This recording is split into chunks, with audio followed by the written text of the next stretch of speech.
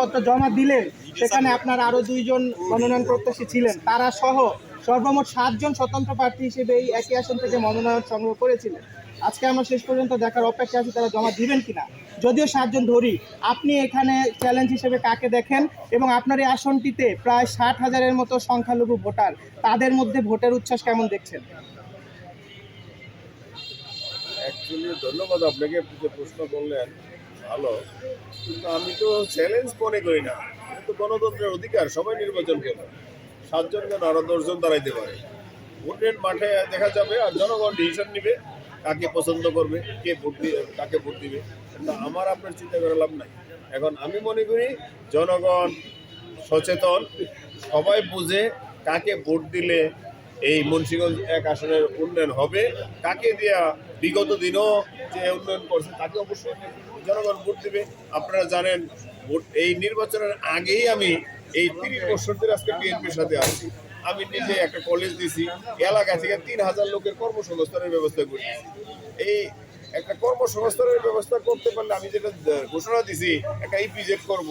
আমার নিজের কাজ করে আমার কোম্পানিতে প্রায় 35-40,000। এখানে একটা ইপিজেড হলে আমার মুন্সিগঞ্জকে দিয়ে যুবকের বেকার সমস্যা থাকবে না।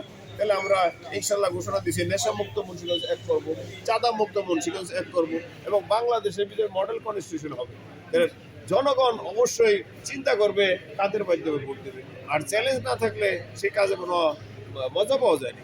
আমি তো মনে করি এটা আরো ভালো হয়েছে, আনন্দ পাবো। আমরা সবাই মিলে কাজ করবো। আমরা সবাই তো একই। নির্বাচনের পরে 13 তারিখে ইনশাল্লাহ সবাইকে আমরা একসাথে মিলা এই মুন্সিগঞ্জের 1-এর কাজ করবো ইনশাল্লাহ। আমি মনে করি আর এখনো আমাদের মধ্যে কোনো আন্তরিকতার অভাব নাই। আমি সবাইকে ধন্যবাদ জানাই এবং সবাইকে বলবো আসেন আমরা মিলামিশে একদিন চা চক্র করি, যে জনগণ যাকে ভোট দেব, আমরা যারা ক্যান্ডিডেট সবাই মিলে একসাথে খানা খাই, সবাই মিলে আমাদের নিজেরা ভাই ভাই।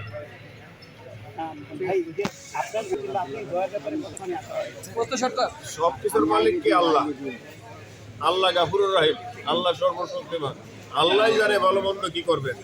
আমি বিশ্বাস করি, যেহেতু বিগত দিনে আপনাদেরকে বললাম আমি যে কাজ করছি এলাকায়, আর সামনে সংসদে যেতে পারলে তো যেসব ওয়াদা দিছি, একটা ইউনিভার্সিটি করব, একটা হসপিটাল করব, তারপরে একটা ইপিজেড করব, তাহলে জনগণ অবশ্যই ভালো মন্দ বুঝে।